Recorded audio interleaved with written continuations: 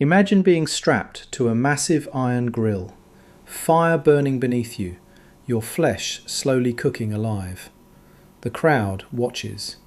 The executioners sneer. The emperor himself ordered your death. And then you smile. You turn your head to the soldier beside you and say, "Turn me over. I'm done on this side." This is not a scene from a dark comedy. This is the final moments of a real man, a Christian deacon named Lawrence, who died in Rome in the year 258 AD. And what he said in that moment has echoed through history for nearly 1,800 years. This is his story. To understand why Lawrence died, you need to understand the world he lived in. It's the 3rd century. The Roman Empire is fracturing.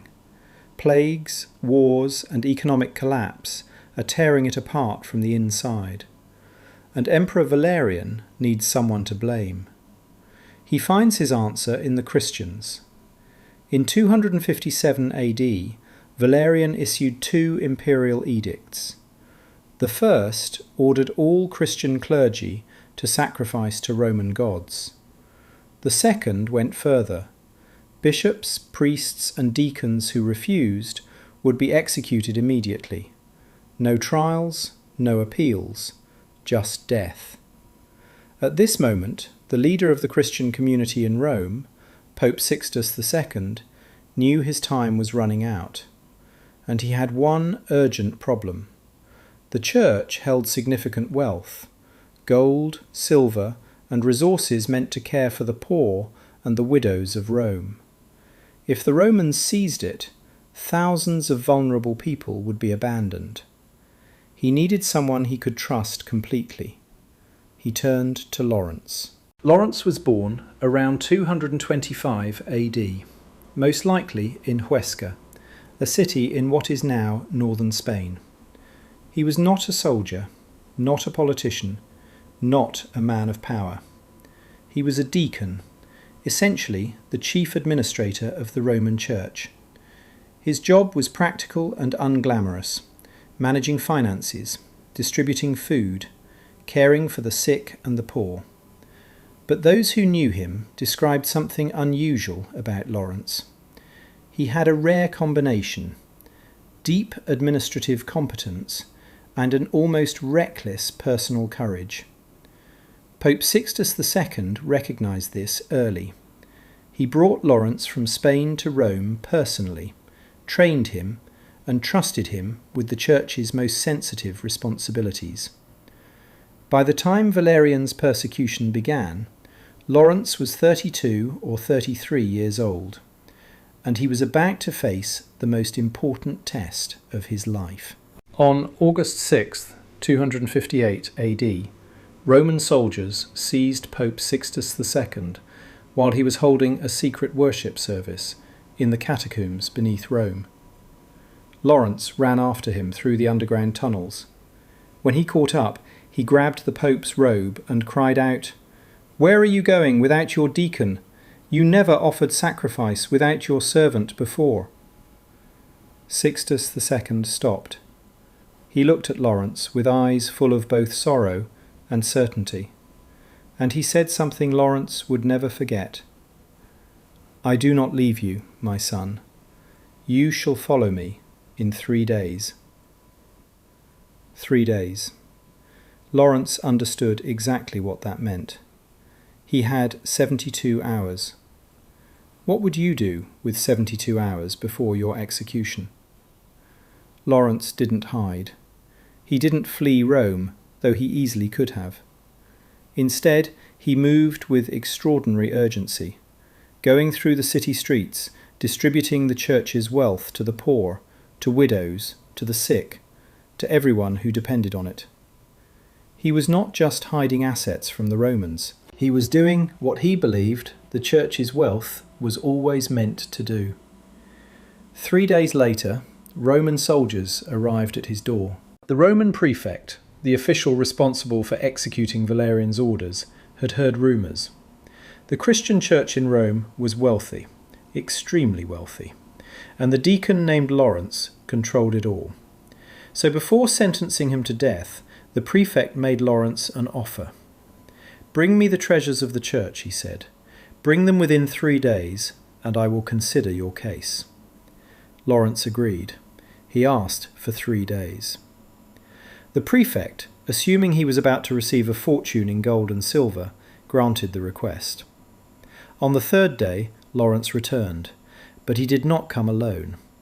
He arrived at the prefect's hall, leading a procession, hundreds of people filing in behind him: the blind, the crippled, the lepers, widows wrapped in worn cloaks, orphan children, the homeless of Rome. Lawrence turned to the prefect and gestured to the crowd behind him. "These," he said quietly, "are the treasures of the church." The hall fell silent. Then the prefect's face darkened with fury. The prefect sentenced Lawrence to death immediately, but not a quick death. He ordered Lawrence to be executed by a method designed for maximum suffering and public humiliation, roasted alive on a large iron grill over an open fire. It was meant to break him, to make him scream, to show Rome what happened to those who defied the emperor. On August 10th, 258 AD, Lawrence was stripped, bound to the iron grill, and the fires were lit beneath him. The Roman soldiers and the watching crowd waited for the screaming to begin. It didn't. Eyewitnesses, including early Christian writers, recorded what happened next. Lawrence lay on the grill with his eyes open, looking upward. His lips moved quietly, as if in prayer.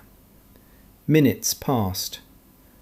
Then Lawrence turned his head toward the soldier standing nearest to him, and he said, calmly, almost cheerfully, "Turn me over. I'm done on this side." The soldier stared at him. Lawrence held his gaze. "You can eat now." In the history of Christian martyrdom, spanning centuries and thousands of accounts, this moment stands alone. Not because Lawrence didn't feel pain, he certainly did, but because, in the most extreme moment of human suffering, he refused to give his executioners what they wanted most: his fear. A few minutes later, Lawrence died. He was 33 years old. Lawrence was buried on the Via Tiburtina, just outside Rome's city walls. Within 50 years, Emperor Constantine, the first Christian emperor, built a basilica over his tomb. Today, that church still stands in Rome. It has survived wars, bombings, and nearly 1,700 years of history. Lawrence was declared a saint, and his feast day, August 10th, has been observed without interruption since the 3rd century. But here is the detail that most people never hear. The prefect who ordered Lawrence's death, the man who wanted the church's gold, died 6 months later.